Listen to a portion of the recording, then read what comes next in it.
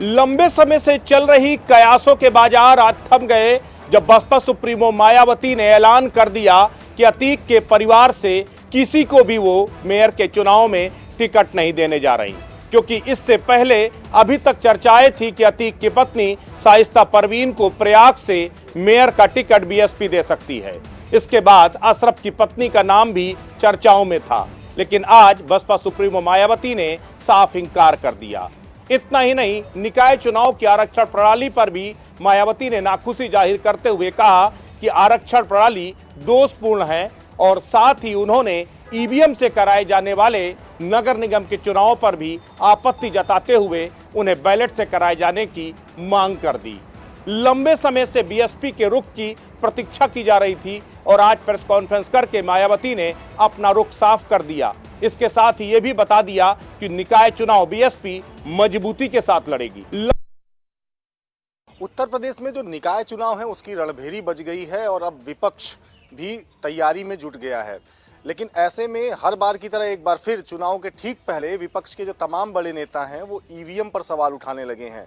Bahujan Samaj party की मुखिया मायावती ने आज अपनी प्रेस कॉन्फ्रेंस में साफ तौर से कहा कि वो चाहती हैं कि इस बार जो नगर निकाय के चुनाव हैं वो बैलेट पेपर से कराए जाए। वहीं कांग्रेस की भी ये मांग है। कांग्रेस के प्रदेश अध्यक्ष ने भी आज न्यूज़ वन इंडिया से बातचीत के दौरान उन्होंने कहा कि वो भी चाहते हैं कि चुनाव बैलेट पेपर से कराए जाएं ईवीएम की जगह। निश्चित रूप से हर बार चुनाव के बाद जो विपक्ष है लगातार ईवीएम पर सवाल उठाता रहा है और अब उत्तर प्रदेश में जैसे ही एक बार फिर चुनाव की तैयारी है वैसे एक बार फिर विपक्ष ईवीएम पर सवाल उठाने लगा है। आमतौर पर ऐसा होता आया है कई चुनावों से कि भारतीय जनता पार्टी का जो प्रदर्शन होता है वो चुनाव में काफ़ी बेहतरीन रहता है और जब उनका प्रदर्शन बेहतरीन होता है तो विपक्ष सारा का सारा ठीकरा ईवीएम पर फोड़ना शुरू कर देता है।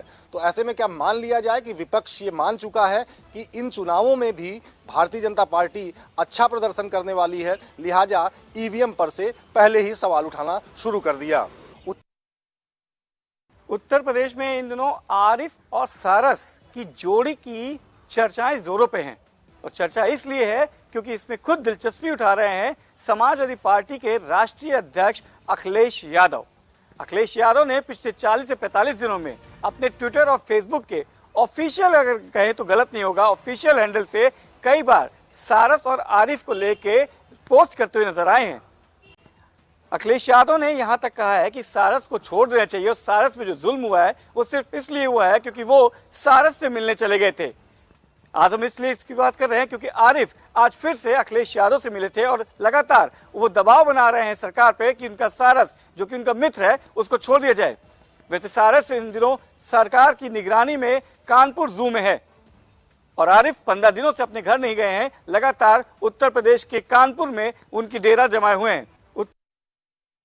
नगर निकाय चुनाव की घोषणा हो चुकी है। पूरे प्रदेश के अंदर आचार संहिता लग चुकी है। बागपत के अंदर 11 मई में चुनाव होना है। बागपत एसपी अर्पित विजयवर्गीय ने पूरी तरह से खाका तैयार कर लिया है। बागपत पुलिस अब अलर्ट पर है। बागपत की 7 चौकियां हैं जो हरियाणा और बागपत को जोड़ती हैं, उनको अलर्ट कर दिया गया है। हरियाणा से होने वाली अवैध शराब की तस्करी को रोकने के लिए इन चौकियों को अलर्ट किया गया है। लगातार हरियाणा से शराब तस्करी को रोकने के लिए इन चौकियों पर लगातार अभियान चलाया जाएगा। निकाय चुनाव की अधिसूचना जारी हो गई है। पूरे उत्तर प्रदेश में आदर्श आचार संहिता लागू कर दी गई है। ऐसे में जिला प्रशासन व पुलिस ने भी कमर कस ली है। प्रत्याशियों को आदर्श आचार संहिता का पालन कराने के लिए उनको भी जानकारी दे दी गई है कि आदर्श आचार संहिता का उल्लंघन ना करे।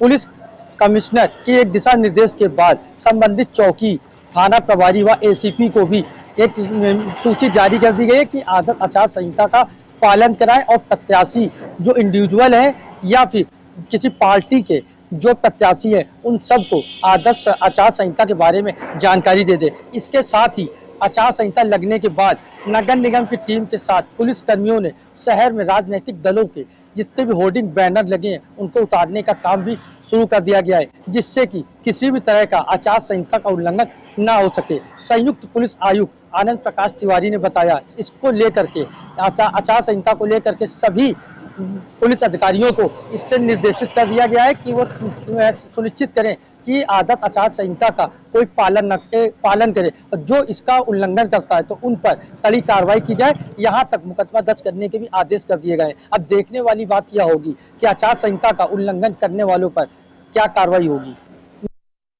आचार संहिता लागू होने के बाद निकाय चुनाव को लेकर जिला अधिकारी दीपक मीणा ने प्रेस वार्ता कर बताया कि जिले के अंदर सेक्टर और जोन में बांट करके निकाय चुनाव की पूर्ण तैयारी की गई है। उसी के साथ साथ मेरठ के अंदर तकरीबन 38 से ज्यादा मजिस्ट्रेट और लगभग 120 सब मजिस्ट्रेट की ड्यूटी लगाई जाएगी। शहर को और देहात को सेक्टर जोन में बांट करके मजिस्ट्रेट की ड्यूटी रहेगी। भारी पुलिस फोर्स की तैनाती रहेगी। साथ ही अति संवेदनशील इलाके में ड्रोन के माध्यम से वीडियोग्राफी के माध्यम से चुनाव कराया जाएगा। साथ ही जो पहले बवाली क्षेत्र है उनको चिन्हित कर लिया गया है। उसी के साथ अब लगातार प्रशासन की जांच जारी है। और अगर बात की जाए तो 90 वार्डों में शहर में मेयर सीट के लिए तकरीबन 12 लाख से ज्यादा वोटर वोट करेंगे और उसी को लेकर के विशेष इंतजाम मेरठ के अंदर किए जा रहे हैं। लगातार जिला अधिकारी का साफ तौर पर कहना है कि चुनाव के वक्त बवाल करने वालों पर सख्ती से कार्रवाई की जाएगी। अभी तक की बात की जाए तो पहले काफी समय से जो चुनाव है शांतिपूर्वक ढंग से हो रहे हैं। उसी के बीच जिला अधिकारी ने साफ तौर पर कहा है कि बवाल करने वालों के खिलाफ सख्ती से कार्रवाई होगी और चुनाव को शांतिपूर्वक ढंग से निपटाने के लिए जिला अधिकारी लगातार जो पार्टी के पदाधिकारी हैं उनके साथ भी बैठक कर रहे हैं। जिला अधिकारी ने साफ तौर पर कहा है कि आज प्रशासन पुलिस सबकी कंबाइंड मीटिंग है। उसी के साथ साथ जिस तरह से कल हस्तिनापुर में एक आगजनी का हत्याकांड मामला सामने आया है उसको लेकर के विशेष तौर पर मजिस्ट्रेट और पुलिस की टीम लगाई गई है, जिसको लेकर के शांति व्यवस्था मौके पर है फिलहाल की कंडीशन में और चुनाव को लेकर के विशेष इंतजाम मेरठ के अंदर किए जा रहे हैं। निर्वाचन आयोग के जो भी आदेश है उसका पालन किया जा रहा है। भारी पुलिस फोर्स के साथ साथ मजिस्ट्रेट ड्यूटी मौके पर रहेगी। नगर निकाय चुनाव की घोषणा हो चुकी है। पूरे प्रदेश के अंदर आचार संहिता लग चुकी है। बागपत के अंदर 11 महीने में चुनाव होना है। बागपत एसपी अर्पित विजय वर्गीय ने पूरी तरह से खाका तैयार कर लिया है। बागपत पुलिस अब अलर्ट पर है। बागपत की 7 चौकियां हैं जो हरियाणा और बागपत को जोड़ती हैं, उनको अलर्ट कर दिया गया है। हरियाणा से होने वाली अवैध शराब की तस्करी को रोकने के लिए इन चौकियों को अलर्ट किया गया है।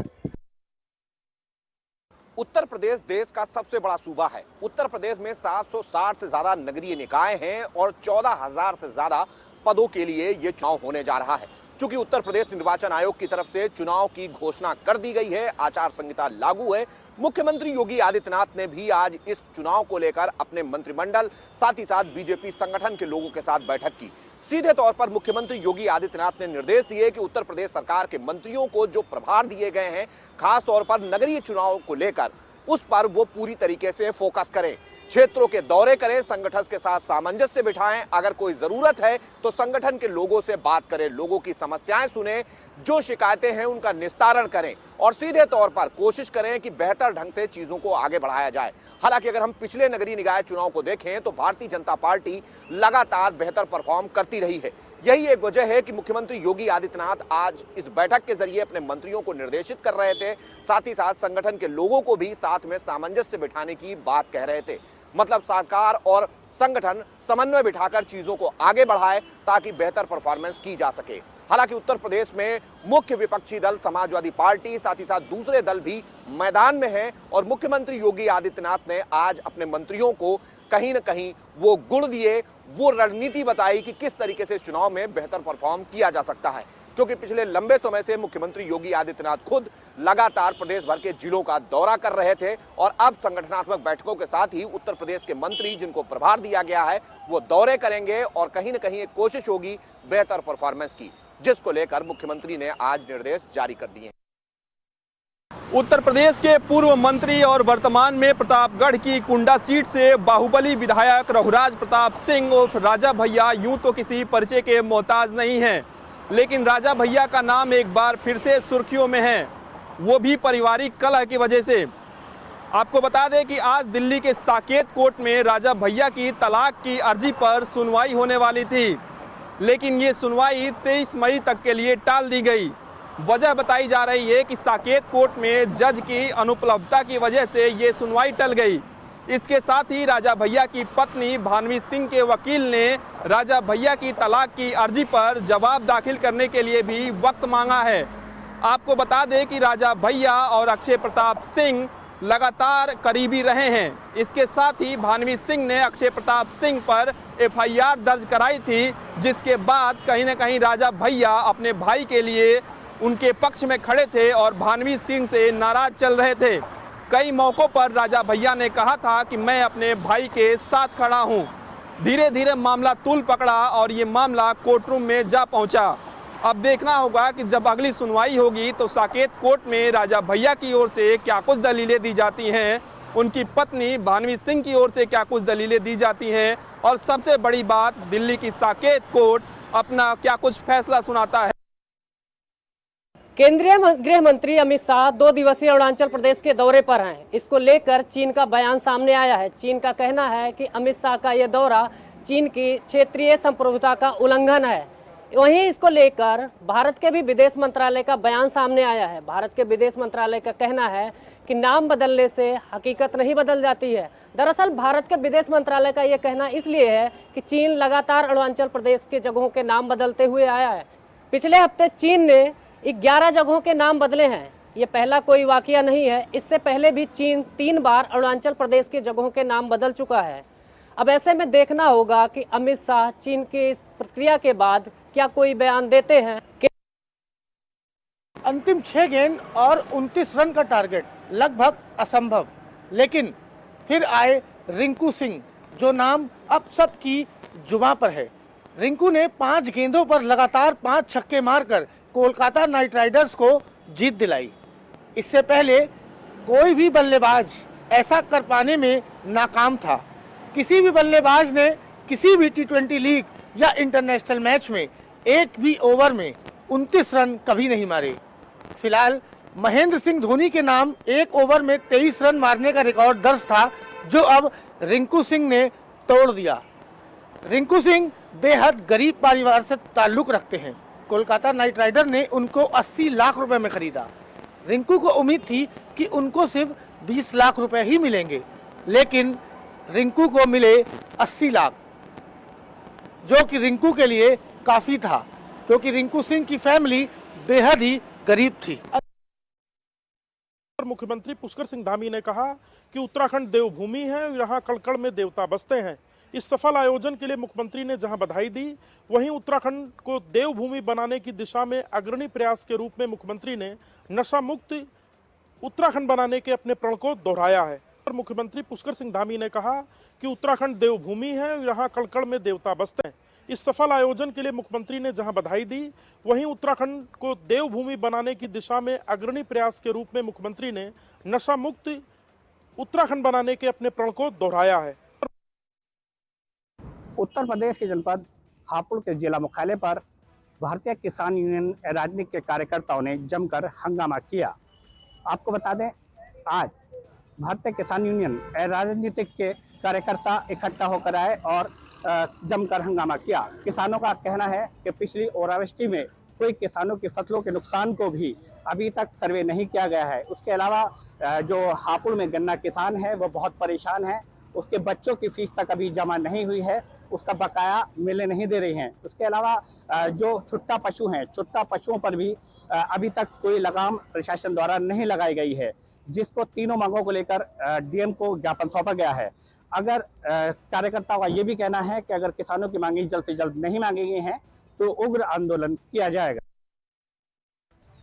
मैं बता दूं कि सोनभद्र में आज 1 कुंटल 70 किलो अवैध गांजा पकड़ाया हुआ है, जो कि चुनाव के देखते हुए सोनभद्र पुलिस एकदम एक्टिव मोड में है और हर वाहनों की तलाशी की जा रही है। इसी क्रम में आज एक ब्रेजा कार और एक पिकअप से 1 कुंटल 70 किलो गांजा के साथ भी 5 तस्कर भी पकड़ाए हुए हैं, जो गांजा आंध्र प्रदेश से लाकर चंदौली बेचने के लिए पहुंचाने के लिए जा रहे थे।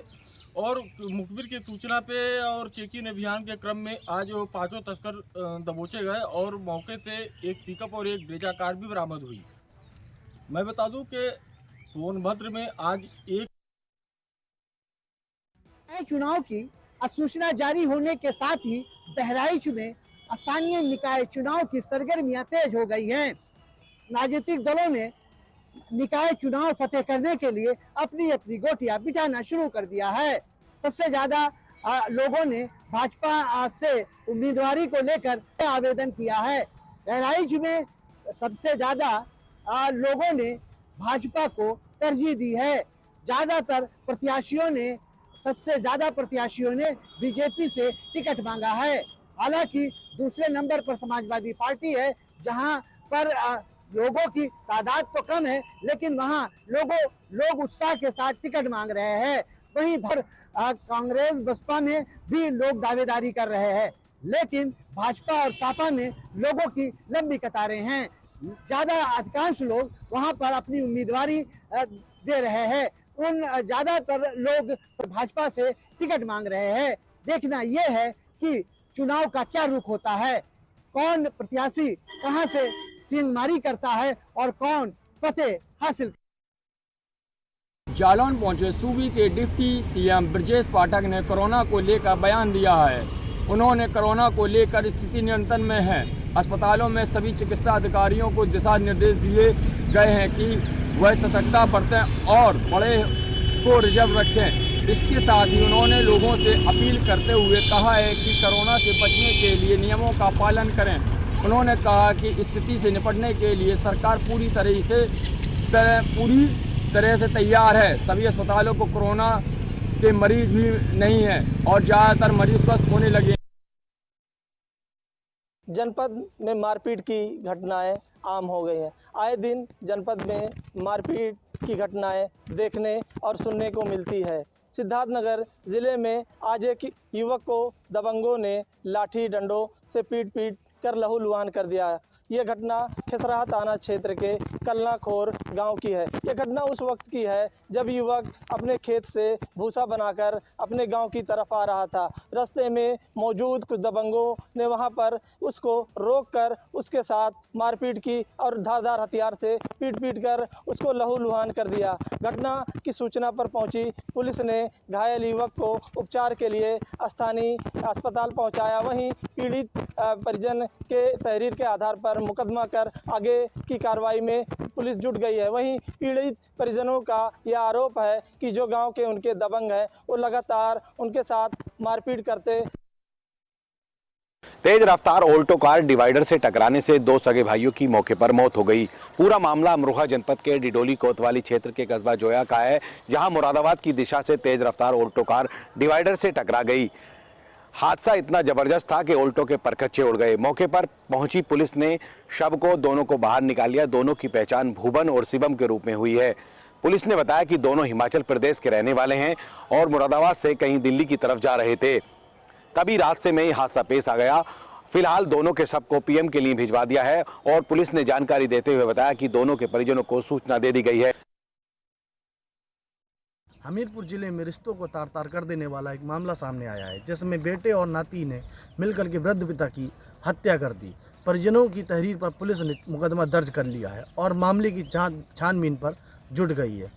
घटना के खुलासे को लेकर के ड्रग स्क्वाड और फील्ड यूनिट की टीम सहित पुलिस की कई टीमें भी गठित की गई हैं और इस मामले की जांच पड़ताल के लिए लगाई गई हैं। पुलिस ने मृतक के शव को पंचनामा भरकर पोस्टमार्टम के लिए।